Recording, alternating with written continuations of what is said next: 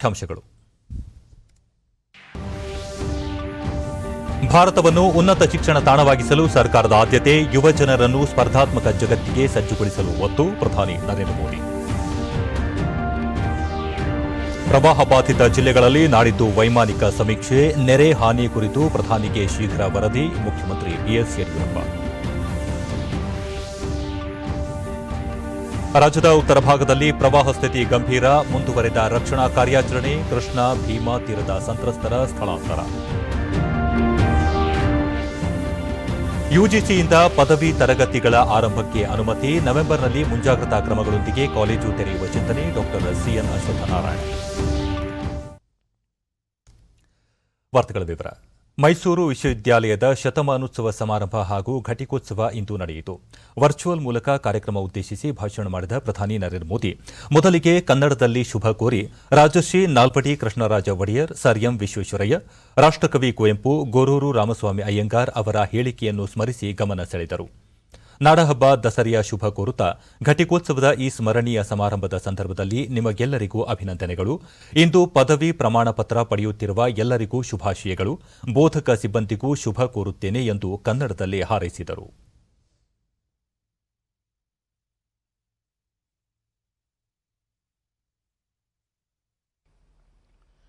ಘಟಿಕೋತ್ಸವದ ಈ ಸ್ಮರಣೀಯ ಸಮಾರಂಭದ ಸಂದರ್ಭದಲ್ಲಿ ನಿಮಗೆಲ್ಲರಿಗೂ ಅಭಿನಂದನೆಗಳು.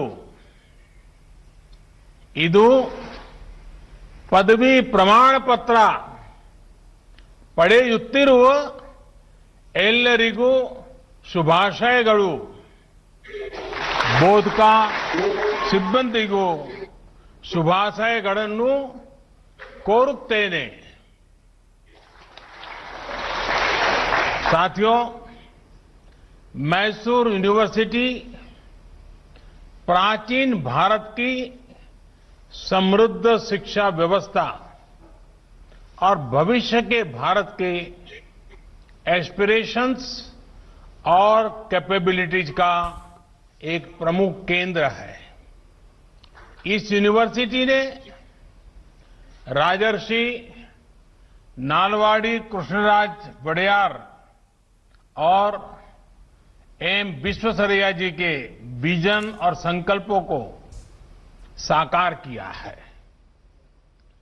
मेरे लिए सुखद संयोग है. ಮೈಸೂರು ವಿಶ್ವವಿದ್ಯಾಲಯ ಪ್ರಾಚೀನ ಭಾರತದ ಸಮೃದ್ಧ ಶಿಕ್ಷಣ ವ್ಯವಸ್ಥೆಯಷ್ಟೇ ಅಲ್ಲ, ಅದು ಭವಿಷ್ಯದ ಭಾರತ ಆಶೋತ್ತರ ಮತ್ತು ಸಾಮರ್ಥ್ಯ ವರ್ಧನೆಯ ಪ್ರಮುಖ ಕೇಂದ್ರ ಎಂದು ಬಣ್ಣಿಸಿ, ರಾಜರ್ಷಿ ನಾಲ್ವಡಿ ಕೃಷ್ಣರಾಜ ಒಡೆಯರ್, ಸರ್ ಎಂ ವಿಶ್ವೇಶ್ವರಯ್ಯ ಅವರ ದೂರದೃಷ್ಟಿ ಮತ್ತು ಸಂಕಲ್ಪವನ್ನು ಸಾಕಾರಗೊಳಿಸಿದೆ ಎಂದರು.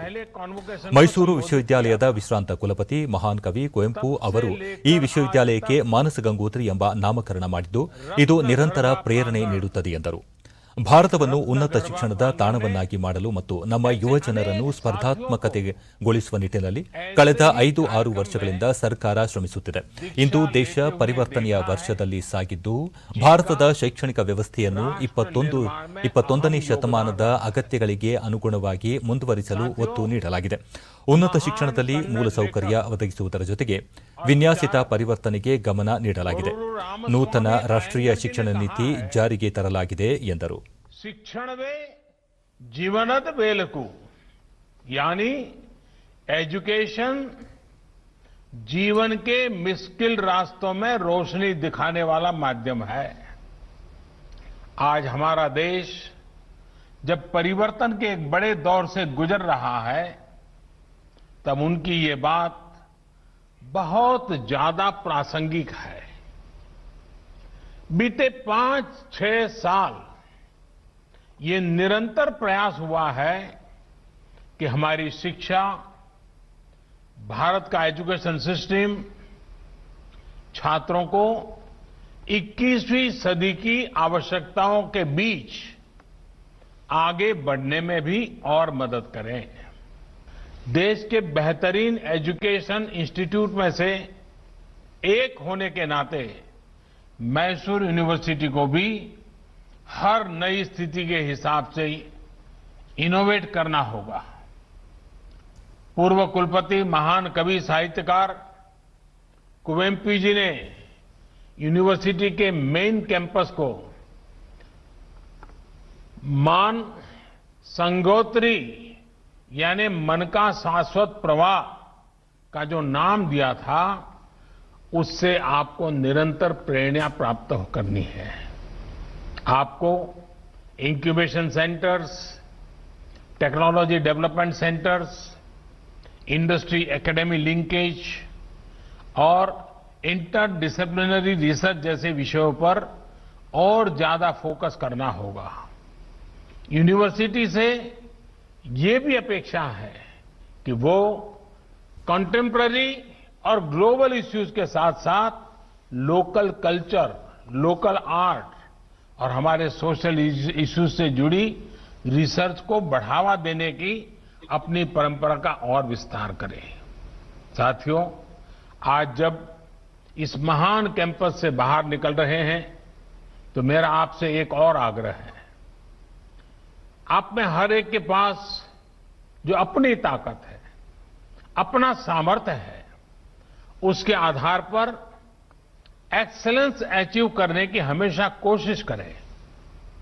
कुछ समय पहले मैं तस्वीरें देख रहा था कि इस बार कोरोना के खतरे के कारण ಇದೇ ವೇಳೆ ರಾಜ್ಯದಲ್ಲಿನ ಪ್ರವಾಹ ಪರಿಸ್ಥಿತಿ ಕುರಿತು ಪ್ರಸ್ತಾಪಿಸಿದ ಪ್ರಧಾನಿ, ಕೇಂದ್ರ ಮತ್ತು ರಾಜ್ಯ ಸರ್ಕಾರಗಳು ಜೊತೆಗೂಡಿ ಪ್ರವಾಹ ಪೀಡಿತ ಪ್ರದೇಶದ ಜನರ ರಕ್ಷಣೆ ಮತ್ತು ಪರಿಹಾರಕ್ಕೆ ಸರ್ವ ಪ್ರಯತ್ನ ಮಾಡುತ್ತಿವೆ ಎಂದರು.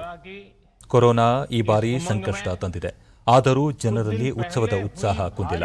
ಇತ್ತೀಚೆಗೆ ಸುರಿದ ಭಾರೀ ಮಳೆ ಕೂಡ ಇದಕ್ಕೆ ಅಡ್ಡಿಪಡಿಸುವ ಪ್ರಯತ್ನ ಮಾಡಿತು. ಪ್ರವಾಹದಿಂದ ಬಾಧಿತರಾದ ಎಲ್ಲರೊಂದಿಗೆ ತಮ್ಮ ಸಂವೇದನೆ ಇದೆ ಎಂದು ನರೇಂದ್ರ ಮೋದಿ ತಿಳಿಸಿದರು. केंद्र सरकार और कर्नाटका सरकार मिलकर राहत की हर संभव कोशिश कर रही है। साथियों, आज आपके लिए बहुत ही बड़ा दिन है। वैसे तो मेरा प्रयास रहता है कि ऐसे अवसरों पर अपने यंग फ्रेंड्स के उनसे आमने सामने फेस टू फेस मुलाकात कर सकूं।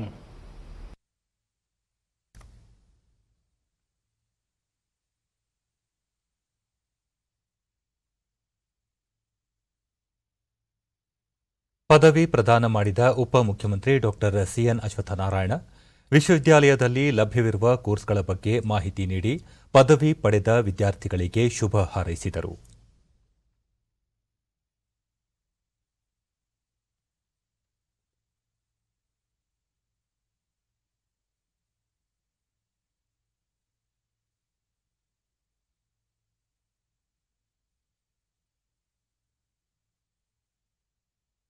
ರಾಜ್ಯಪಾಲ ವಜುಭಾಯಿ ವಾಲಾ ವರ್ಚುವಲ್ ಮೂಲಕ ಕಾರ್ಯಕ್ರಮದಲ್ಲಿ ಉಪಸ್ಥಿತರಿದ್ದರು. ಮೈಸೂರು ವಿಶ್ವವಿದ್ಯಾಲಯದ ಕುಲಪತಿ ಜಿ ಹೇಮಂತ್ ಕುಮಾರ್ ಸೇರಿದಂತೆ ಹಲವು ಗಣ್ಯರು ಭಾಗವಹಿಸಿದರು. ಮೈಸೂರು ವಿಶ್ವವಿದ್ಯಾಲಯ 1916ರ ಜುಲೈ 27ರಂದು ಸ್ಥಾಪನೆಯಾಗಿದ್ದು, ರಾಜ್ಯದ ಪ್ರಥಮ ಹಾಗೂ ದೇಶದ 6ನೇ ವಿಶ್ವವಿದ್ಯಾಲಯ ಎಂಬ ಹೆಗ್ಗಳಿಕೆಗೆ ಪಾತ್ರವಾಗಿದೆ. 100 ವರ್ಷಗಳ ಇತಿಹಾಸದಲ್ಲಿ ರಾಜ್ಯದ ಶಿಕ್ಷಣ ಕ್ಷೇತ್ರಕ್ಕೆ ತನ್ನದೇ ಆದ ಮಹತ್ವದ ಕೊಡುಗೆ ನೀಡಿರುವ ಈ ವಿಶ್ವವಿದ್ಯಾಲಯ ಹಲವು ಮೇಧಾವಿ ಚಿಂತಕರು, ಆಡಳಿತಗಾರರನ್ನು ನೀಡಿದೆ. ಈ ಬಾರಿ ಒಟ್ಟು 29,018 ವಿದ್ಯಾರ್ಥಿಗಳು ಪದವಿ ಪಡೆದಿದ್ದು, ಕಾರ್ಯಕ್ರಮದಲ್ಲಿ 654 ಮಂದಿಗೆ ಪಿಎಚ್ಡಿ ಪದವಿ ಪ್ರದಾನ ಮಾಡಲಾಯಿತು. ಮುಖ್ಯಮಂತ್ರಿ ಬಿಎಸ್ ಯಡಿಯೂರಪ್ಪ ಶಿಕಾರಿಪುರದಲ್ಲಿಂದು ಕಸಬಾ ಏತ ನೀರಾವರಿ ಯೋಜನೆ, ಉಡಿತಡಿ ಶಿವಶರಣೆ ಅಕ್ಕಮಹಾದೇವಿ ಜನ್ಮಸ್ಥಳದ ಅಭಿವೃದ್ಧಿ ಸೇರಿದಂತೆ ವಿವಿಧ ಅಭಿವೃದ್ಧಿ ಕಾಮಗಾರಿಗಳಿಗೆ ಶಂಕುಸ್ಥಾಪನೆ ನೆರವೇರಿಸಿದರು. ಈ ಸಂದರ್ಭದಲ್ಲಿ ಸಚಿವರಾದ ಕೆಎಸ್ ಈಶ್ವರಪ್ಪ, ನಾರಾಯಣಗೌಡ, ಲೋಕಸಭಾ ಸದಸ್ಯ ಬಿವೈ ರಾಘವೇಂದ್ರ, ಶಾಸಕರಾದ ಕುಮಾರ್ ಬಂಗಾರಪ್ಪ, ಅರಗ ಜ್ಞಾನೇಂದ್ರ, ಹರತಾಳು ಹಾಳಪ್ಪ ಮತ್ತಿತರರು ಉಪಸ್ಥಿತರಿದ್ದರು.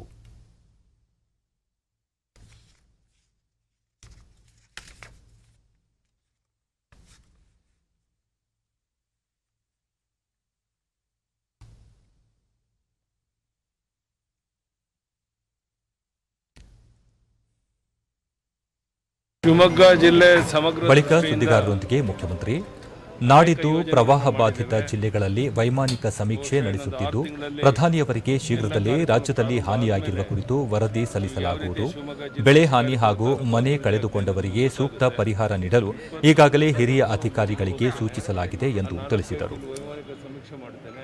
ನಂತರ ನೋಡಿ ಬಂದ ಮೇಲೆ ಪ್ರಧಾನಿ ಅವರಿಗೆ ಏನೇನು ನೋಡ್ಕೊಂಬಂದೆ, ಈಗಾಗಲೇ ಅವ್ರು ನನ್ನ ಜೊತೆ ಮಾತಾಡಿದ್ದಾರೆ. ಅವರಿಗೆ ಮನದಟ್ಟು ಮಾಡಿ ಇನ್ನೂ ಹೆಚ್ಚು ಅನುದಾನವನ್ನು ಕೊಟ್ಟು ಜನರಿಗೆ, ಸಂತ್ರಸ್ತರಿಗೆ, ತಕ್ಷಣ ಮನೆ ಕಳ್ಕೊಂಡವ್ರಿಗೆ, ಭೂಮಿ ಕಳ್ಕೊಂಡವ್ರಿಗೆ ಪರಿಹಾರ ಕೊಡೋದು ಈಗಾಗಲೇ ಪ್ರಾರಂಭ ಆಗಿದೆ. ಇನ್ನೂ ಹೆಚ್ಚು ಪ್ರಮಾಣದಲ್ಲಿ ರಾಜ್ಯದಲ್ಲಿ ಅತಿವೃಷ್ಟಿ ಹಾಗೂ ಪ್ರವಾಹದಿಂದಾಗಿ ಸುಮಾರು 3,000 ಕೋಟಿ ರೂಪಾಯಿಯಷ್ಟು ಹಾನಿ ಸಂಭವಿಸಿದೆ ಎಂದು ಕಂದಾಯ ಸಚಿವ ಆರ್ ಅಶೋಕ ಬೆಳಗಾವಿಯಲ್ಲಿ ಇಂದು ತಿಳಿಸಿದ್ದಾರೆ. ಉತ್ತರ ಕರ್ನಾಟಕದಲ್ಲಿ ಸಂಭವಿಸಿರುವ ಅತಿವೃಷ್ಟಿ ಹಾನಿ ಸಮೀಕ್ಷೆಗಾಗಿ ಜಿಲ್ಲೆಗೆ ಭೇಟಿ ನೀಡಿರುವ ಸಚಿವರು ಸಾಂಬ್ರಾ ವಿಮಾನ ನಿಲ್ದಾಣದಲ್ಲಿ ಮಾತನಾಡಿ, ಕಲಬುರಗಿ ಮತ್ತು ಯಾದಗಿರಿ ಜಿಲ್ಲೆಗಳಿಗೆ ಭೇಟಿ ನೀಡಿದ ವೇಳೆ ಅಲ್ಲಿ ಪರಿಸ್ಥಿತಿ ಅವಲೋಕಿಸಿ ತುರ್ತು ಪರಿಹಾರ ಕಾರ್ಯಗಳನ್ನು ಕೈಗೊಳ್ಳುವಂತೆ ಅಧಿಕಾರಿಗಳಿಗೆ ಸೂಚಿಸಿರುವುದಾಗಿ ತಿಳಿಸಿದರು. ಸರ್ಕಾರ ಸಂತ್ರಸ್ತರ ಪರವಾಗಿದ್ದು ಪರಿಹಾರ ಕಾರ್ಯಕ್ಕೆ ಹಣಕಾಸಿನ ಕೊರತೆ ಇಲ್ಲ. ಅಧಿಕಾರಿಗಳು ಪರಿಹಾರ ಕೇಂದ್ರಗಳಿಗೆ ಭೇಟಿ ನೀಡಿ ಆಹಾರ ಮತ್ತು ಇನ್ನಿತರ ಸೌಲಭ್ಯಗಳ ಕೊರತೆಯಾಗದಂತೆ ನಿಗಾ ವಹಿಸಿದ್ದು, ನಿರ್ಲಕ್ಷ್ಯ ವಹಿಸಿದರೆ ಸೂಕ್ತ ಕ್ರಮ ಕೈಗೊಳ್ಳಲಾಗುವುದು ಎಂದು ಆರ್ ಅಶೋಕ ತಿಳಿಸಿದರು.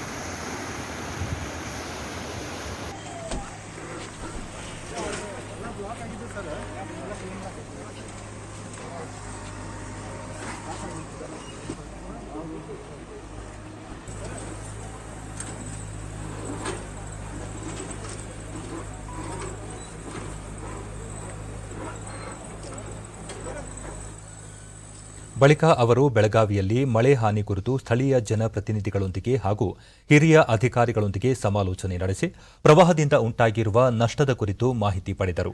ನಂತರ ವಿವಿಧ ಪ್ರದೇಶಗಳಿಗೆ ಭೇಟಿ ನೀಡಿ ವಸ್ತುಸ್ಥಿತಿ ಪರಿಶೀಲಿಸಿದರು. ಸರ್ಕಾರಕ್ಕೆ ಒಂದು ಸವಾಲಿನ ಪ್ರಶ್ನೆ. ಇದನ್ನ ಮೆಟ್ಟಿ ನಿಂತು ಈ ಎರಡು ಸಂಕಷ್ಟಗಳಿಂದ ಹೊರಬರುವಂತ ಕೆಲಸ ಕರ್ನಾಟಕ ಸರ್ಕಾರ ಮಾಡುತ್ತೆ. ಯಾವುದೇ ರೀತಿಯ ಹಣದ ಕೊರತೆ ಬರದಂಗೆ ಸರ್ಕಾರ ನಾವೇ ಮಾನಿಟರ್ ಮಾಡ್ತೀರಿ. ಎವ್ರಿ 5 ಕೋಟಿಗಿಂತನೂ ಕಡಿಮೆ ಇರುವಂತ ಯಾವ್ಯಾವ ಜಿಲ್ಲೆಯಲ್ಲಿ ಯಾವುದೇ ಡಿಸಿಯ ಒಂದು ರಿಕ್ವಿಷನ್ ತೆಗೆದುಕೊಳ್ಳದೆ ನಾವೇ ಹಣ ಕೊಡ್ತೀರಿ. ಒಟ್ಟು 666.50 ಲಕ್ಷ ಅಂದರೆ 666 ಕೋಟಿ ರೂಪಾಯಿ ಎಲ್ಲ ಜಿಲ್ಲಾಧಿಕಾರಿಗಳ ಒಂದು ಅಕೌಂಟಲ್ಲಿ PD ಅಕೌಂಟಲ್ಲಿ ಇದೆ. ಇದ್ರ ಪಟ್ಟಿ ಎಲ್ಲೆಲ್ಲಿ ಎಷ್ಟೆಷ್ಟು ಇದೆ ಅನ್ನೋದು ಕೊಡ್ತೀನಿ. ಬೆಳಗಾವಿಯಲ್ಲಿ ಈಗಾಗಲೇ ಹೇಳಿದ್ನಲ್ಲ 88 ಕೋಟಿ ರೂಪಾಯಿ ಇದೆ. ನಿಮಗೆ ಯಾದಗಿರಿ 16 ಕೋಟಿ, ಯಾದಗಿರಿ 16 ಕೋಟಿ ಇದೆ. ಬಾಗಲಕೋಟೆಯಲ್ಲಿ 33 ಕೋಟಿ ಇದೆ. ಅದಕ್ಕಿಂತ ಹೆಚ್ಚಿನ ಮಾಹಿತಿ ನಮ್ಮ ಜನಪ್ರತಿನಿಧಿಗಳ ಹತ್ರ. ಇದಕ್ಕೂ ಮೊದಲು ಜಿಲ್ಲಾ ಪಂಚಾಯಿತಿ ಸಭಾಂಗಣದಲ್ಲಿ ಅಧಿಕಾರಿಗಳ ಸಭೆ ನಡೆಸಿದರು. ಜಿಲ್ಲೆಯಲ್ಲಿನ ಅತಿವೃಷ್ಟಿ ಹಾಗೂ ಕೈಗೊಂಡ ಕ್ರಮಗಳ ಬಗ್ಗೆ ಅವರು ಮಾಹಿತಿ ಪಡೆದರು. ಈ ವೇಳೆ ಕಳೆದ ವರ್ಷ ಪ್ರವಾಹದ ವೇಳೆ ಕುಸಿದಿದ್ದ ಮನೆಗಳು ಇನ್ನೂ ನಿರ್ಮಾಣವಾಗಿಲ್ಲ ಎಂಬ ದೂರು ಕೇಳಿಬಂದಿದೆ. ಈ ಹಿನ್ನೆಲೆಯಲ್ಲಿ ಹಿಂದಿನ ವರ್ಷ ನಿರ್ಮಾಣ ಮಾಡಲು ಆದೇಶಿಸಿದ್ದ ಮನೆಗಳ ಸ್ಥಿತಿಗತಿಯ ಬಗ್ಗೆ ಮಾಹಿತಿ ಒದಗಿಸಲು ಜಿಲ್ಲಾಧಿಕಾರಿಗಳಿಗೆ ಸೂಚಿಸಿರುವುದಾಗಿ ತಿಳಿಸಿದರು. ಫುಲ್ ಮನೆ ಬಿದ್ದವರಿಗೆ 5 ಲಕ್ಷ ರೂಪಾಯಿ, 1 ಲಕ್ಷ, 2 ಲಕ್ಷ, 3 ಲಕ್ಷ ಈ ತರ ಒಂದೊಂದು ಕಂತನ್ನ ನಾವು. ಉತ್ತರ ಕರ್ನಾಟಕದ ಪ್ರವಾಹ ಸಂತ್ರಸ್ತರಿಗೆ ಶೀಘ್ರ ಸರ್ಕಾರ ಸೂಕ್ತ ಪರಿಹಾರ ನೀಡಬೇಕು ಎಂದು ವಿಧಾನಸಭೆಯ ಪ್ರತಿಪಕ್ಷ ನಾಯಕ ಸಿದ್ದರಾಮಯ್ಯ ಒತ್ತಾಯಿಸಿದ್ದಾರೆ. ಬೆಳಗಾವಿ ಜಿಲ್ಲೆಯ ಸಾಂಬ್ರಾ ವಿಮಾನ ನಿಲ್ದಾಣದಲ್ಲಿ ಸುದ್ದಿಗಾರರೊಂದಿಗೆ ಅವರು, ಪ್ರವಾಹದಿಂದಾಗಿ ಉತ್ತರ ಕರ್ನಾಟಕದ ಜನತೆ ಸಂಕಷ್ಟಕ್ಕೆ ಸಿಲುಕಿದ್ದಾರೆ. ನೆರೆ ಸಂತ್ರಸ್ತರಿಗೆ ಶೀಘ್ರವಾಗಿ ಸರ್ಕಾರ ಪರಿಹಾರ ವಿತರಿಸಬೇಕು ಎಂದರು. ಇವತ್ತಿನವರಿಗೆ ಮನೆ ಬಿದ್ದೋಗಿರೋರಿಗೆ ಪ್ರವಾಹ ಬಂದು ಯಾರು ದುಡ್ಡು ಕೊಟ್ಟಿದ್ದಾರೆ ಹೇಳಿ. ನಾವು ಜಿಲ್ಲಾಧಿಕಾರಿಗಳಿಗೆ ಕೊಟ್ಟಿದ್ದೀವಿ ಅಂತ ಹೇಳ್ತಾರೆ. ಜಿಲ್ಲಾಧಿಕಾರಿ PD ಅಕೌಂಟ್ ಅಲ್ಲಿ ಇದ್ರೆ ಅದು ಯಾರು ಸಂತ್ರಸ್ತ ಇದ್ದಾನಲ್ಲ ಅವನು ತಲುಪಬೇಕಲ್ಲಪ್ಪ ದುಡ್ಡು. ಯಾರು ಕಷ್ಟದಲ್ಲಿದ್ದಾರೆ ಅವ್ರಿಗೆ ಕೊಡಬೇಕಲ್ಲ ದುಡ್ಡು. ಉತ್ತರ ಕರ್ನಾಟಕ ಮತ್ತು ಕಲ್ಯಾಣ ಕರ್ನಾಟಕ ಭಾಗದಲ್ಲಿ ಭೀಕರ ಪ್ರವಾಹ ಪರಿಸ್ಥಿತಿ ಉಂಟಾಗಿರುವ ಹಿನ್ನೆಲೆಯಲ್ಲಿ ಪರಿಹಾರ ಕಾರ್ಯ ಮುಂದುವರೆದಿದೆ. ಜನ ಜಾನುವಾರುಗಳ ರಕ್ಷಣಾ ಕಾರ್ಯ ಪ್ರಗತಿಯಲ್ಲಿದೆ. ತೀವ್ರ ಆತಂಕ ಪರಿಸ್ಥಿತಿ ಇರುವ ಪ್ರದೇಶಗಳಲ್ಲಿರುವ ಜನರನ್ನು ಕಾಳಜಿ ಕೇಂದ್ರಗಳಿಗೆ ಸ್ಥಳಾಂತರಿಸಲಾಗುತ್ತಿದೆ. ಕಲಬುರಗಿ, ಯಾದಗಿರಿ, ರಾಯಚೂರು, ವಿಜಯಪುರ, ಬೆಳಗಾವಿ, ಬಾಗಲಕೋಟೆ, ಬೀದರ್, ಕೊಪ್ಪಳ, ಗದಗ, ಬಳ್ಳಾರಿ, ಧಾರವಾಡ ಹಾಗೂ ಹಾವೇರಿ ಜಿಲ್ಲೆಗಳಲ್ಲಿ ಪರಿಹಾರ ಕಾರ್ಯ ತೀವ್ರಗೊಳಿಸಲಾಗಿದೆ. ಕಲಬುರಗಿಯಲ್ಲಿ ಸೇನೆ ಮತ್ತು NDRF ತಂಡಗಳು ಸ್ಥಳೀಯ ರಕ್ಷಣಾ ತಂಡಗಳ ಜೊತೆಗೆ ಪರಿಹಾರ ಕಾರ್ಯದಲ್ಲಿ ತೊಡಗಿಕೊಂಡಿವೆ. ಕಲಬುರಗಿ ಜಿಲ್ಲೆಯ ಜೇವರ್ಗಿ ತಾಲೂಕಿನಲ್ಲಿ ವಿಜಯಪುರ ಮತ್ತು ಶ್ರೀರಂಗಪಟ್ಟಣ ಸಂಪರ್ಕ ಕಲ್ಪಿಸುವ ಕಟ್ಟಿಸಂಗಾವಿ ಸೇತುವೆ ಬಳಿ ನೀರು ಅಪಾಯದ ಮಟ್ಟದಲ್ಲಿ ಹರಿಯುತ್ತಿದೆ. ಕೃಷ್ಣಾ ಮತ್ತು ಭೀಮಾ ನದಿಯ ಪ್ರವಾಹದ ಹಿನ್ನೆಲೆ ವಿಜಯಪುರದ ಕಾಳಜಿ ಕೇಂದ್ರಕ್ಕೆ ಭಾನುವಾರ ಭೇಟಿ ನೀಡಿದ ಜಿಲ್ಲಾ ಉಸ್ತುವಾರಿ ಸಚಿವೆ ಶಶಿಕಲಾ ಜೊಲ್ಲೆ ಪ್ರವಾಹ ಸಂತ್ರಸ್ತರಿಗೆ ಧೈರ್ಯ ತುಂಬಿದರು. ಈ ಸಂದರ್ಭದಲ್ಲಿ ಅವರು ಪ್ರವಾಹದಿಂದ ಮನೆ ಹಾನಿಯಾದವರಿಗೆ ತಕ್ಷಣ 10,000 ರೂಪಾಯಿ ಪರಿಹಾರ ಧನವನ್ನು ನೀಡಲಾಗುವುದು ಎಂದು ತಿಳಿಸಿದರು. ಶೀಘ್ರವೇ ಮುಖ್ಯಮಂತ್ರಿ ಬಿಎಸ್ ಯಡಿಯೂರಪ್ಪ ಅವರನ್ನು ಭೇಟಿಯಾಗಿ ಭೀಮಾ ತೀರ ಭಾಗದ ಜನರ ಸಮಸ್ಯೆಗಳ ಬಗ್ಗೆ ಚರ್ಚಿಸಿ ಸರ್ಕಾರದಿಂದ ನೆರವು ಒದಗಿಸಲಾಗುವುದು. ಪ್ರವಾಹ ಸಂತ್ರಸ್ತರ ನೆರವಿಗೆ ಸರ್ಕಾರ ಮತ್ತು ಜಿಲ್ಲಾಡಳಿತ ಸೇರಿದಂತೆ ತಾವು ಜೊತೆಗಿದ್ದು ಯಾವುದೇ ತೊಂದರೆ ಆಗದಂತೆ ನೋಡಿಕೊಳ್ಳುವುದಾಗಿ ಭರವಸೆ ನೀಡಿದರು. ಕೂಡ ಇದನ್ನ ಬಿಸಿ ಮುಖಾಂತರ ಡಿಸಿ ಅವ್ರಿಗೂ ಕೂಡ ಹೇಳಿದ್ದಾರೆ. ಸರ್ವೆ ಕಾರ್ಯ ಪ್ರಾರಂಭ ಇದೆ. ನಾನು ಅವ್ರ ಜೊತೆಗೆ ಗ್ರಾಮೀಣ ಭಾಗ ಇರ್ಬೋದು, ಬೇರೆ ಬೇರೆ ತಾಲೂಕು ಇರ್ಬೋದು ಮತ್ತು ವಿಜಯಪುರ ಸಿಟಿ ಇರ್ಬೋದು, ಎಲ್ಲ ಕಡೆಗಳಿಗೂ ಕೂಡ ಏನು ತೊಂದರೆ ಇದೆನೋ ಅದನ್ನ ಬಗೆಹರಿಸುವಂತಹ ಒಂದು ಪ್ರಾಮಾಣಿಕ ಪ್ರಯತ್ನ ನನ್ನ ಕಡೆಯಿಂದ ಆಗ್ತದೆ ಅನ್ನುವಂಥ ಭರವಸೆಯನ್ನ ನಾನು ಕೊಡ್ತೀನಿ.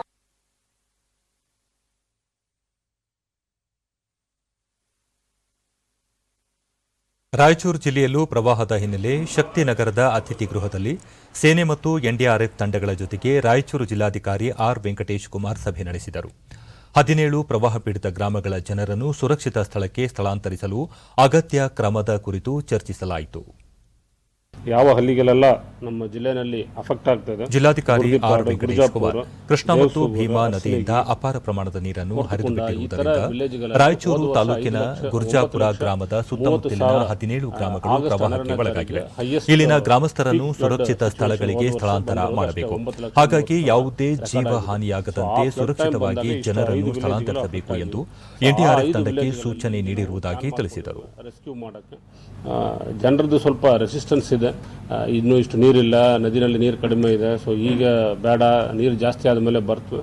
ಬಟ್ ನಾವು ಎಲ್ಲ ಕಡೆನೂ ಬಸ್ಸಸ್ ಕೂಡ ಇಟ್ಕೊಂಡು ರೆಡಿ ಇದ್ದೀವಿ. ನಮಗೇನೆಂದರೆ ಈಗ ಮೇಯ್ನಾಗಿ ಸನ್ನತಿ ಬ್ಯಾರೇಜಿಂದ ಮಿನಿಮಮ್ 4 hours ಆಗಲೂ ನಮಗೆ ಬೇಕಾಗ್ತದೆ, 4 to 5 hours ಬೇಕಾಗ್ತದೆ ನೀರು ಬರೋಕ್ಕೆ. ಒನ್ಸ್ ಸನ್ನತಿನಲ್ಲಿ ರೈಸ್ ಆದರೆ ನಮಗೆ ಫುಲ್ ಫ್ಲೆಜ್ಡ್ ಆಗಿ ಎಲ್ಲ ಜನರನ್ನು ಕೂಡ ಮೇಯ್ನಾಗಿ ಗುರ್ಜಾಪುರ ವಿಲೇಜ್ ಇದರಿಂದ ನಾವು ರೆಸ್ಕ್ಯೂ ಮಾಡಬೇಕಾಗ್ತದೆ. ನವೆಂಬರ್ನಲ್ಲಿ ಕಾಲೇಜುಗಳನ್ನು ಆರಂಭಿಸಲು ಚಿಂತನೆ ನಡೆಸಲಾಗಿದೆ ಎಂದು ಉಪಮುಖ್ಯಮಂತ್ರಿ ಹಾಗೂ ಉನ್ನತ ಶಿಕ್ಷಣ ಸಚಿವ ಡಾ ಸಿಎನ್ ಅಶ್ವತ್ಥನಾರಾಯಣ ಮೈಸೂರಿನಲ್ಲಿ ಈಗಾಗಲೇ ಕೇಂದ್ರದ ಯುಜಿಸಿ ಸಂಸ್ಥೆ ಕಾಲೇಜುಗಳನ್ನು ತೆರೆಯಲು ಅನುಮತಿ ನೀಡಿದೆ. ಈ ಹಿನ್ನೆಲೆಯಲ್ಲಿ ವರ್ಚುವಲ್ ಮಾಧ್ಯಮದ ಮೂಲಕ ತರಗತಿಗಳನ್ನು ಪ್ರಾರಂಭಿಸುವಂತೆ ಸಲಹೆಗಳು ಬಂದಿವೆ. ವಿದ್ಯಾರ್ಥಿಗಳ ಹಾಗೂ ಶಿಕ್ಷಣ ಸಂಸ್ಥೆಗಳ ಅಭಿಪ್ರಾಯಗಳನ್ನು ಪಡೆದು ತರಗತಿಗಳನ್ನು ಪ್ರಾರಂಭಿಸಲು ನಿರ್ಧರಿಸುವುದಾಗಿ ಹೇಳಿದರು. ವಿದ್ಯಾರ್ಥಿಗಳ ಹಿತರಕ್ಷಣೆ ಸರ್ಕಾರದ ಆದ್ಯತೆಯಾಗಿದ್ದು ಎಲ್ಲ ರೀತಿಯ ಮುಂಜಾಗ್ರತಾ ಕ್ರಮಗಳನ್ನು ಕೈಗೊಂಡು ವರ್ಚುವಲ್ ತರಗತಿಗಳನ್ನು ಪ್ರಾರಂಭಿಸಲಾಗುವುದು ಎಂದು ಅಶ್ವತ್ಥನಾರಾಯಣ ತಿಳಿಸಿದರು. ತಯಾರಿ ತಗೊಂಡಿದ ತಕ್ಷಣ ಇನ್ನ ಡೀಟೇಲ್ ಆಗಿ ಯಾವತ್ತು ಹೇಗೆ ಏನೇನು ತಯಾರಿ ಎಲ್ಲ ಸ್ಪಷ್ಟತೆಗಳನ್ನು ಏನೇನು ತಯಾರಿ ಮಾಡಿದ್ದೀವಿ ಅನ್ನೋಂಥ ಎಲ್ಲ ಮಾಹಿತಿಗಳನ್ನು ನಿಮ್ಮ ಜೊತೆ ಹಂಚಿಕೊಂಡು ಎಲ್ಲ ವಿದ್ಯಾರ್ಥಿಗಳು ಸಂಸ್ಥೆಗಳು ಎಲ್ಲರ ಜೊತೆ ಮಾಹಿತಿಯನ್ನು ಕೊಟ್ಟು ಈ ದಿಕ್ಕಿನಲ್ಲಿ ಕೆಲಸ ಮಾಡುವಂಥದ್ದು.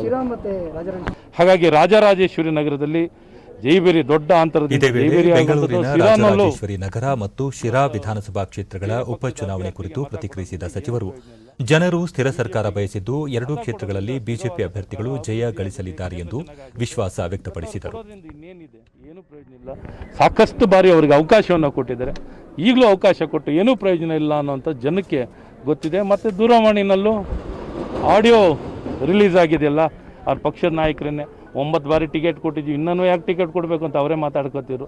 ಸೊ ಇಂಥ ಪರಿಸ್ಥಿತಿಯಲ್ಲಿ ನಾವು ಪ್ರತಿಪಕ್ಷಗಳಿದೆ. ಸರ್, ಒಂದು ಕಡೆ JDS ಕ್ಯಾಶ್ ಕಾರ್ಡ್ ಪ್ಲೇ ಮಾಡ್ತಾ ಇದೆ, ಇನ್ನೊಂದು ಕಡೆ ಕಾಂಗ್ರೆಸ್ ನಾಯಕರು ಸವಾಲಾಗಿ ಸ್ವೀಕಾರ ಮಾಡಿದರೆ, ಈ ನಡುವೆ ಬಿಜೆಪಿ ಯಾವ ರೀತಿಯಾಗಿ ತಯಾರಾಗಿದೆ? ಇದಕ್ಕೆ ಏನು ಪ್ರತಿಪಕ್ಷಗಳು ಸವಾಲಾಗಿ ಸ್ವೀಕರಿಸಿದ್ದಾರೆ, ಏನೇನೋ ಭಾವನಾತ್ಮಕವಾಗಿ ಜರುಗಿಸುವಂಥ ಪ್ರಯತ್ನಗಳು ನಡೆಸಿದ್ದಾರೆ. ಕೋವಿಡ್ ಸಾಂಕ್ರಾಮಿಕದ ಹಿನ್ನೆಲೆಯಲ್ಲಿ ದೇಶದ ಎಲ್ಲೆಡೆ ಮುಚ್ಚಿದ್ದ ಶಾಲೆ ಮತ್ತು ಕಾಲೇಜುಗಳು ಇಂದು ಕೆಲವೆಡೆ ಪುನರಾರಂಭಗೊಂಡಿವೆ. ಉತ್ತರ ಪ್ರದೇಶದಲ್ಲಿ 9ನೇ ತರಗತಿಯಿಂದ 12ನೇ ತರಗತಿವರೆಗಿನ ವಿದ್ಯಾರ್ಥಿಗಳಿಗಾಗಿ ಶಾಲೆಗಳು ಆರಂಭಗೊಂಡಿವೆ. ರಾಜ್ಯ ಸರ್ಕಾರ ವಿದ್ಯಾರ್ಥಿಗಳಿಗೆ ಕೋವಿಡ್ ಸೋಂಕು ಪಸರಿಸದಂತೆ ಎಲ್ಲ ಅಗತ್ಯ ಮುನ್ನೆಚ್ಚರಿಕೆ ಕ್ರಮಗಳನ್ನು ಕೈಗೊಳ್ಳುವಂತೆ ಶಾಲಾ ಆಡಳಿತಕ್ಕೆ ಸ್ಪಷ್ಟ ಸೂಚನೆ ನೀಡಿದ್ದಾರೆ. 9 ಮತ್ತು 10ನೇ ತರಗತಿ ವಿದ್ಯಾರ್ಥಿಗಳಿಗೆ ಬೆಳಗ್ಗೆ ಮತ್ತು 11 ಮತ್ತು 12ನೇ ತರಗತಿ ವಿದ್ಯಾರ್ಥಿಗಳಿಗೆ ಮಧ್ಯಾಹ್ನದ ಪಾಳಿಗಳಲ್ಲಿ ತರಗತಿಗಳು ಆರಂಭಗೊಂಡಿವೆ. ವಿದ್ಯಾರ್ಥಿಗಳು ಮಾಸ್ಕ್ ಧರಿಸುವುದು ಕಡ್ಡಾಯವಾಗಿದ್ದು ಎಲ್ಲ ವಿದ್ಯಾರ್ಥಿಗಳ ಥರ್ಮಲ್ ಸ್ಕ್ಯಾನಿಂಗ್ ಮಾಡಿ ಒಳಬಿಡಲಾಗುತ್ತಿದೆ. ವಿದ್ಯಾರ್ಥಿಗಳ ಕರ ನೈರ್ಮಲ್ಯ ಕಾಪಾಡಲು ಸ್ಯಾನಿಟೈಸರ್ ವ್ಯವಸ್ಥೆಯನ್ನು ಮಾಡಲಾಗಿದೆ. ಕೊಠಡಿಗಳ ಸಾಮರ್ಥ್ಯಕ್ಕೆ ಅನುಗುಣವಾಗಿ 50% ವಿದ್ಯಾರ್ಥಿಗಳಿಗೆ ಮಾತ್ರವೇ ಅವಕಾಶ ಕಲ್ಪಿಸಲಾಗಿದ್ದು ಮಕ್ಕಳನ್ನು ಶಾಲೆಗೆ ಕಳುಹಿಸುವ ಪಾಲಕರು ಲಿಖಿತ ಸಮ್ಮತಿ ಪತ್ರ ನೀಡುವುದು ಕಡ್ಡಾಯವಾಗಿದೆ. ಕೊಠಡಿಯ ಒಳಗೆ ವಿದ್ಯಾರ್ಥಿಗಳು 6 ಅಡಿ ವ್ಯಕ್ತಿಗತ ಅಂತರ ಕಾಪಾಡಿಕೊಂಡು ಕುಳಿತು ಕಲಿಯುತ್ತಿದ್ದಾರೆ. ಶಾಲೆಗಳಲ್ಲಿ ಕೈತೊಳೆಯಲು ವ್ಯವಸ್ಥೆ ಕಲ್ಪಿಸಲಾಗಿದ್ದು ಆವರಣ ಮತ್ತು ಕೊಠಡಿಗಳನ್ನು ಮತ್ತು ವಿದ್ಯಾರ್ಥಿಗಳನ್ನು ಶಾಲೆಗೆ ಕರೆತರುವ ವಾಹನಗಳನ್ನು ಶುಚಿಗೊಳಿಸಲಾಗುತ್ತದೆ. जाने वाली बसों और अन्य वाहनों को भी सैनिटाइज किया गया है. ಗ್ರ್ಯಾಂಡ್ ಚಾಲೆಂಜರ್ಸ್ನ ವಾರ್ಷಿಕ ಸಭೆ ಉದ್ದೇಶಿಸಿ ಪ್ರಧಾನಿ ನರೇಂದ್ರ ಮೋದಿ ಇಂದು ಭಾಷಣ ಮಾಡಲಿದ್ದಾರೆ. ಕಳೆದ 15 ವರ್ಷಗಳಿಂದ ಈ ಸಭೆ ಆಯೋಜನೆಗೊಳ್ಳುತ್ತಿದ್ದು ಇಂದಿನಿಂದ 3 ದಿನಗಳ ಕಾಲ ವರ್ಚುವಲ್ ಮೂಲಕ ನಡೆಯಲಿದೆ. ಆರೋಗ್ಯ ಮತ್ತು ಅಭಿವೃದ್ಧಿ ವಿಚಾರದಲ್ಲಿ ಎದುರಾಗುವ ದೊಡ್ಡ ಸವಾಲುಗಳನ್ನು ಅಂತಾರಾಷ್ಟೀಯ ಮಟ್ಟದ ಆವಿಷ್ಕಾರ ಸಹಭಾಗಿತ್ವದ ಮೂಲಕ ಎದುರಿಸಲು ಈ ಸಭೆ ನೆರವಾಗುತ್ತದೆ.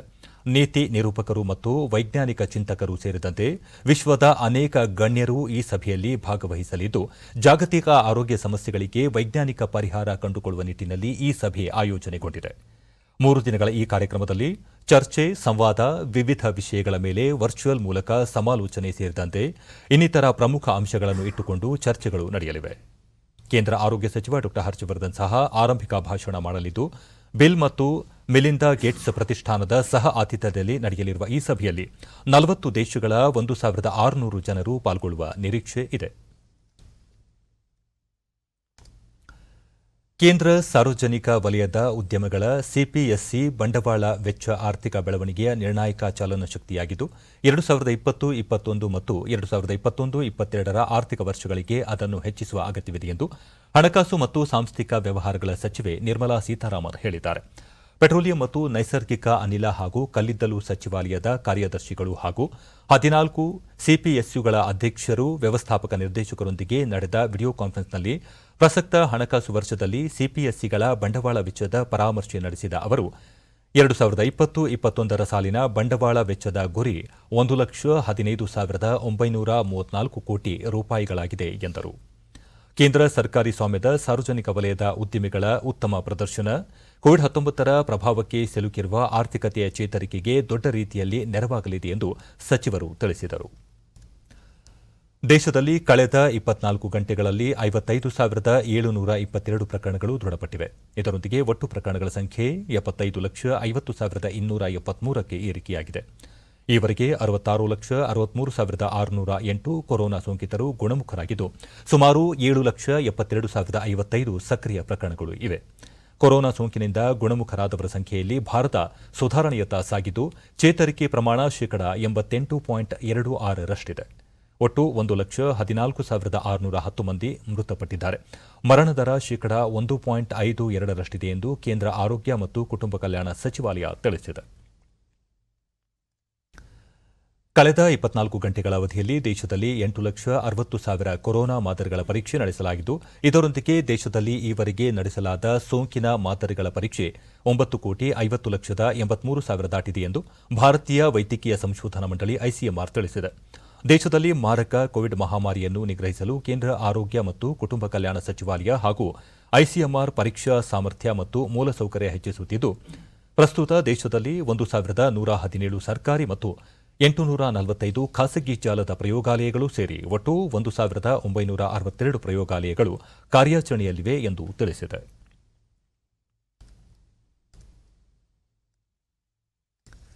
ಪ್ರಸಕ್ತ ಸಾಲಿನ ಮುಂಗಾರು ಮಾರುಕಟ್ಟೆ ಹಂಗಾಮಿನಲ್ಲಿ ಹಲವು ರಾಜ್ಯಗಳಲ್ಲಿ ಭತ್ತ ಖರೀದಿ ಪ್ರಕ್ರಿಯೆ ಸುಗಮವಾಗಿ ಸಾಗಿದೆ ಎಂದು ಕೇಂದ್ರ ಸರ್ಕಾರ ತಿಳಿಸಿದೆ. ಪಂಜಾಬ್, ಹರಿಯಾಣ, ಉತ್ತರ ಪ್ರದೇಶ, ತಮಿಳುನಾಡು, ಉತ್ತರಾಖಂಡ್, ಚಂಡೀಗಢ, ಕೇರಳ ಹಾಗೂ ಜಮ್ಮು ಮತ್ತು ಕಾಶ್ಮೀರಗಳಲ್ಲಿ ಭತ್ತ ಖರೀದಿ ಪ್ರಕ್ರಿಯೆ ಸರಳವಾಗಿ ಮುಂದುವರೆದಿದೆ. ಈವರೆಗೆ 7,38,000 ರೈತರಿಂದ 84.46 ಲಕ್ಷ ಮೆಟ್ರಿಕ್ ಟನ್ ಭತ್ತ ಖರೀದಿಸಲಾಗಿದೆ ಎಂದು ಆಹಾರ ಮತ್ತು ಸಾರ್ವಜನಿಕ ಪೂರೈಕೆ ಸಚಿವಾಲಯ ತಿಳಿಸಿದೆ. ಕರ್ನಾಟಕ, ತಮಿಳುನಾಡು, ಆಂಧ್ರಪ್ರದೇಶ, ತೆಲಂಗಾಣ, ಮಹಾರಾಷ್ಟ್ರ, ಗುಜರಾತ್, ಹರಿಯಾಣ, ಉತ್ತರ ಪ್ರದೇಶ, ಒಡಿಶಾ ಮತ್ತು ರಾಜಸ್ಥಾನ ರಾಜ್ಯಗಳಿಂದ ಬೆಂಬಲ ಬೆಲೆ ಯೋಜನೆಯಡಿ 41.67 ಲಕ್ಷ ಮೆಟ್ರಿಕ್ ಟನ್ ಬೇಳೆಕಾಳು ಮತ್ತು ಎಣ್ಣೆ ಬೀಜ ಖರೀದಿಸಲು ಅನುಮೋದನೆ ನೀಡಲಾಗಿದೆ ಎಂದು ಸಚಿವಾಲಯ ಹೇಳಿದೆ. ಬಿಹಾರ ವಿಧಾನಸಭೆಯ 2ನೇ ಹಂತದ ಚುನಾವಣೆಗೆ ಸಲ್ಲಿಸಲಾಗಿರುವ ನಾಮಪತ್ರಗಳನ್ನು ಹಿಂಪಡೆಯಲು ಇಂದು ಕೊನೆಯ ದಿನವಾಗಿದೆ. ಈ ಹಂತದಲ್ಲಿ ಒಟ್ಟು 94 ಕ್ಷೇತ್ರಗಳಿಗೆ ನವೆಂಬರ್ 3ರಂದು ಚುನಾವಣೆ ನಡೆಯಲಿದೆ. ಸಲ್ಲಿಕೆಯಾಗಿದ್ದ ಒಟ್ಟು 1,717 ನಾಮಪತ್ರಗಳ ಪೈಕಿ 203 ನಾಮಪತ್ರಗಳು ತಿರಸ್ಕೃತಗೊಂಡಿದ್ದು, ಉಳಿದ 1,514 ನಾಮಪತ್ರಗಳು ಖಚಿತವಾಗಿವೆ. ಬಿಹಾರ ವಿಧಾನಸಭೆಯ ಒಟ್ಟು 243 ಸ್ಥಾನಗಳಿಗೆ 3 ಹಂತಗಳಲ್ಲಿ ಚುನಾವಣೆ ನಡೆಯಲಿದೆ. ಇದೇ 28ರಂದು ಮೊದಲ ಹಂತದಲ್ಲಿ 71 ಕ್ಷೇತ್ರಗಳಿಗೆ ಹಾಗೂ ನವೆಂಬರ್ 7ರಂದು ಮೂರನೇ ಹಂತದಲ್ಲಿ 78 ಸ್ಥಾನಗಳಿಗೆ ಮತದಾನ ನಡೆಯಲಿದೆ. ನವೆಂಬರ್ 10ರಂದು ಮತ ಎಣಿಕೆ ಕಾರ್ಯ ಜರುಗಲಿದೆ. ಮುಂಬೈನಲ್ಲಿ ಇಂದಿನಿಂದ ಮೆಟ್ರೋ ರೈಲು ಸೇವೆ ಆರಂಭವಾಗಿದೆ. ಬೆಳಗ್ಗೆ 8:30ರಿಂದ ರಾತ್ರಿ 8:30ರವರೆಗೆ ಮೆಟ್ರೋ ರೈಲು ಓಡಾಟ ಇರಲಿದೆ. ವ್ಯಕ್ತಿಗತ ಅಂತರ ಕಾಯ್ದುಕೊಳ್ಳುವ ನಿಟ್ಟಿನಲ್ಲಿ ಸೀಮಿತ ಸಂಖ್ಯೆಯ ಪ್ರಯಾಣಿಕರೊಂದಿಗೆ ಮೆಟ್ರೋ ರೈಲು ಸಂಚರಿಸಲಿವೆ. ನಿಲ್ದಾಣ ಪ್ರವೇಶಿಸುವ ಮುನ್ನ ಪ್ರಯಾಣಿಕರ ಥರ್ಮಲ್ ಸ್ಕ್ರೀನಿಂಗ್ ನಡೆಸಲಾಗುತ್ತದೆ. ಮಾಸ್ಕ್ ಧರಿಸುವುದು ಕಡ್ಡಾಯವಾಗಿದ್ದು, ಇತರೆ ಕೊರೋನಾ ನಿಯಮಗಳನ್ನು ಪಾಲಿಸಲಾಗುತ್ತದೆ.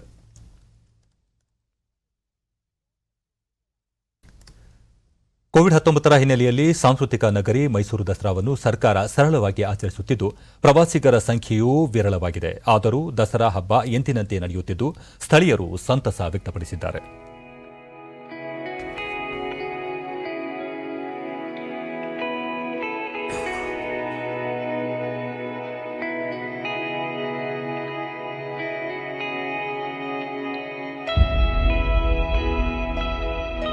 ದಸರಾ ಸಿಂಪಲ್ ಆಗಿ ಮಾಡ್ತಾರೋದ್ರಿಂದ ಆಟೋ ಚಾಲಕರು ಈ ಬಾರಿ ದಸರಾ ಹಬ್ಬಕ್ಕೆ ಹೆಚ್ಚು ಪ್ರವಾಸಿಗರು ಆಗಮಿಸಿಲ್ಲ.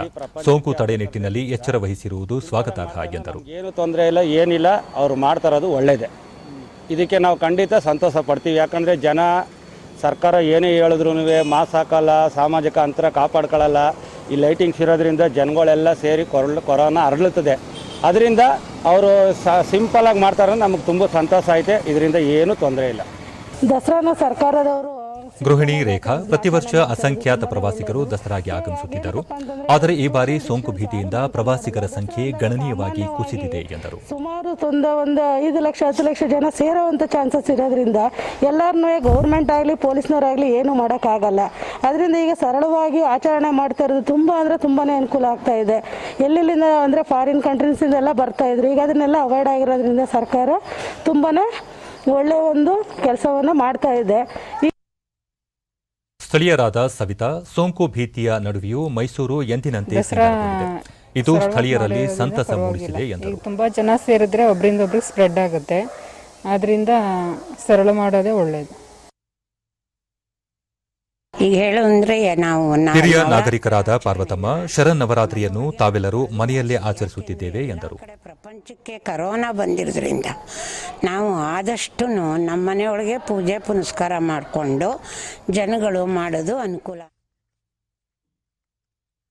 ಬರಡು ಭೂಮಿಯಲ್ಲಿ ಮಳೆ ಕೊಯ್ಲು ಪದ್ಧತಿಯನ್ನು ಅಳವಡಿಸಿಕೊಂಡು ಕೃಷಿ ಹೊಂಡ ನಿರ್ಮಾಣ ಮಾಡಿಕೊಂಡಿರುವ ರೈತರೊಬ್ಬರು ಸಮಗ್ರ ಕೃಷಿ ಮೂಲಕ ಲಾಭದಾಯಕ ಬೇಸಾಯದಲ್ಲಿ ತೊಡಗಿದ್ದಾರೆ. ಉತ್ತರ ಕನ್ನಡ ಜಿಲ್ಲೆಯ ಮುಂಡಗೋಡ ತಾಲೂಕಿನ ಕೋಡಂಬಿಯ ಪರಶುರಾಮ ವೆಂಕಪ್ಪ ಕಟ್ಟಿಮನಿ ಅವರು ಸರ್ಕಾರದ ವಿವಿಧ ಇಲಾಖೆಗಳ ಸಹಾಯಧನ ಪಡೆದು ತಮ್ಮ 16 ಎಕರೆ ಪ್ರದೇಶದಲ್ಲಿ ಹೂವು, ತರಕಾರಿ, ವಿವಿಧ ಧಾನ್ಯಗಳು ಸೇರಿದಂತೆ ಆಹಾರ, ವಾಣಿಜ್ಯ ಬೆಳೆಗಳನ್ನು ಬೆಳೆದು ಪ್ರಗತಿಪರ ಕೃಷಿಕ ಎನಿಸಿದ್ದಾರೆ. ದೂರದರ್ಶನದ ಚಂದನ ವಾಹಿನಿಯಲ್ಲಿ ಕೃಷಿ ದರ್ಶನದ ಮೂಲಕ ಪ್ರೇರಣೆಗೊಂಡ ಇವರು ಸ್ವಯಂ ಕೃಷಿಯಲ್ಲಿ ಉನ್ನತ ಸಾಧನೆಯತ್ತ ದಾಪುಗಾಲಿಟ್ಟಿರುವುದು ವಿಶೇಷ. ತಮ್ಮ ಕೃಷಿ ಜಮೀನಿನಲ್ಲಿ ಶ್ರೀಗಂಧ, ಸಾಗವಾನಿ, ಹೆಬ್ಬೇವು, ಮಾವು, ಅಡಿಕೆ ಇತ್ಯಾದಿ ಮರಗಳು, ಜೋಳ, ಭತ್ತ, ಶುಂಠಿ ಸೇರಿದಂತೆ ಹಲವು ಬೆಳೆಗಳನ್ನು ಬೆಳೆಯುತ್ತಿದ್ದಾರೆ. ಸಾವಯವ ಮಾದರಿಯಲ್ಲಿ ಇವರು ಕೈಗೊಂಡಿರುವ ಕೃಷಿ ಇತರರ ಆಕರ್ಷಣೆಗೂ ಪಾತ್ರವಾಗಿದ್ದು ತಮ್ಮ ಮಕ್ಕಳನ್ನು ಈ ಚಟುವಟಿಕೆಗಳಲ್ಲಿ ತೊಡಗಿಕೊಳ್ಳುವಂತೆ ಪ್ರೇರೇಪಿಸಿದ್ದಾರೆ. ಈ ಮೂಲಕ ಲಾಕ್ಡೌನ್ ಬಿಡುವಿನ ವೇಳೆಯನ್ನು ಪ್ರಾಯೋಗಿಕ ಲಾಭದಾಯಕ ಕೃಷಿ ಚಟುವಟಿಕೆಗೆ ಮೀಸಲಾಗಿರಿಸಿ ಯಶಸ್ಸು ಕಂಡಿದ್ದಾರೆ.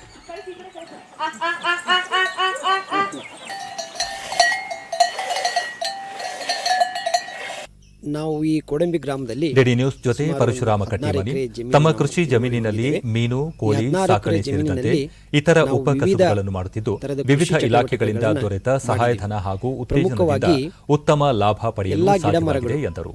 ಸಾಗೋನಿ, ಗಂಧ, ಹೆಬ್ಬೇವು ಮತ್ತೆ ಬಿದಿರು, ಮಾವು, ಚಿಕ್ಕು, ಪೇರಲು, ತೆಂಗು, ಅಡಿಕೆ ಈ ಎಲ್ಲ ಗಿಡ ಮರಗಳನ್ನು ನಾವು ಬೆಳೆಸ್ಕೊಟ್ಟಿದ್ವಿ. ನಾವು ಆರ್ಥಿಕವಾಗಿ ವಿಕಾಸ ಹೊಂದಲಿಕ್ಕೆ ನಮ್ಮ ಭವಿಷ್ಯ ದೃಷ್ಟಿಯಿಂದ ಶ್ರೀಗಂಧ ಮರ ನಮಗೆ ತುಂಬ ಹೆಲ್ಪ್ ಆಗಿದೆ, ಆಗ್ತಾ ಇದೆ. ಇವರು ಸುಮಾರು 16 ತೋಟಗಾರಿಕಾ ಇಲಾಖೆ ಉಪನಿರ್ದೇಶಕ ಡಾಕ್ಟರ್ ಡಿಪಿ ಸತೀಶ್ ಇಲಾಖೆಯು ನೀಡಿದ ಸಹಾಯಧನವನ್ನು ಸಮರ್ಪಕವಾಗಿ ಬಳಸಿಕೊಂಡಿರುವ ಇವರು ಹಲವು ಕೃಷಿ ಉಪಕಸಬುಗಳನ್ನು ಯಶಸ್ವಿಯಾಗಿ ನಿರ್ವಹಿಸುತ್ತಿದ್ದಾರೆ ಎಂದರು. ರಾಷ್ಟ್ರೀಯ ಆಯುಷ್ ಮಿಷನ್ ಯೋಜನೆಯಡಿ 4 ಹೆಕ್ಟೇರ್ ಶ್ರೀಗಂಧ ಕೃಷಿಗೆ ಸಹಾಯಧನವನ್ನು ನೀಡಿದೆ. ಅದು ಇವಾಗ ಸುಮಾರು 10 ವರ್ಷ ಆಗಿ ಉತ್ತಮವಾದಂಥ ಒಂದು ಬೆಳೆ ಬೆಳೆದಿದ್ದಾರೆ. ನಾವು ಎಲ್ಲಾ ರೀತಿಯಾದಂತಹ ಕೃಷಿಕ ಮಹಿಳೆ ವಿಜಯಲಕ್ಷ್ಮಿ ಕಟ್ಟಿಮನಿ ಹೈನುಗಾರಿಕೆ, ಶ್ರೀಗಂಧದ ನರ್ಸರಿ ಸೇರಿದಂತೆ ಹಲವು ಚಟುವಟಿಕೆಗಳನ್ನು ನಿರ್ವಹಿಸಲಾಗುತ್ತಿದೆ ಮೈಸೂರು ಎಂದರು. ಸ್ಯಾಂಡಲ್ ಕಂಪನಿಯಿಂದ ನಮ್ಮ 10 ಎಕರೆ ಜಾಗದಲ್ಲಿ ಅವ್ರ ಪರ್ಮಿಷನ್ ಮೇರೆಗೆ ನಾವು ಕೊನೆಯಲ್ಲಿ ಮತ್ತೊಮ್ಮೆ ಮುಖ್ಯಾಂಶಗಳು. ಭಾರತವನ್ನು ಉನ್ನತ ಶಿಕ್ಷಣ ತಾಣವಾಗಿಸಲು ಸರ್ಕಾರದ ಆದ್ಯತೆ, ಯುವ ಜನರನ್ನು ಸ್ಪರ್ಧಾತ್ಮಕ ಜಗತ್ತಿಗೆ ಸಜ್ಜುಗೊಳಿಸಲು ಒತ್ತು ಪ್ರಧಾನಿ ನರೇಂದ್ರ ಮೋದಿ. ಪ್ರವಾಹ ಬಾಧಿತ ಜಿಲ್ಲೆಗಳಲ್ಲಿ ನಾಡಿದ್ದು ವೈಮಾನಿಕ ಸಮೀಕ್ಷೆ, ನೆರೆ ಹಾನಿ ಕುರಿತು ಪ್ರಧಾನಿಗೆ ಶೀಘ್ರ ವರದಿ, ಮುಖ್ಯಮಂತ್ರಿ ಬಿಎಸ್ ಯಡಿಯೂರಪ್ಪ. ರಾಜ್ಯದ ಉತ್ತರ ಭಾಗದಲ್ಲಿ ಪ್ರವಾಹ ಸ್ಥಿತಿ ಗಂಭೀರ, ಮುಂದುವರೆದ ರಕ್ಷಣಾ ಕಾರ್ಯಾಚರಣೆ, ಕೃಷ್ಣಾ ಭೀಮಾ ತೀರದ ಸಂತ್ರಸ್ತರ ಸ್ಥಳಾಂತರ. ಯುಜಿಸಿಯಿಂದ ಪದವಿ ತರಗತಿಗಳ ಆರಂಭಕ್ಕೆ ಅನುಮತಿ, ನವೆಂಬರ್ನಲ್ಲಿ ಮುಂಜಾಗ್ರತಾ ಕ್ರಮಗಳೊಂದಿಗೆ ಕಾಲೇಜು ತೆರೆಯುವ ಚಿಂತನೆ, ಡಾಕ್ಟರ್ ಸಿಎನ್ ಅಶ್ವತ್ಥನಾರಾಯಣ. ನಮ್ಮ ಮುಂದಿನ ವಾರ್ತಾ ಪ್ರಸಾರ ಸಂಜೆ 7 ಗಂಟೆಗೆ ಚಂದನದಲ್ಲಿ. ನಮಸ್ಕಾರ.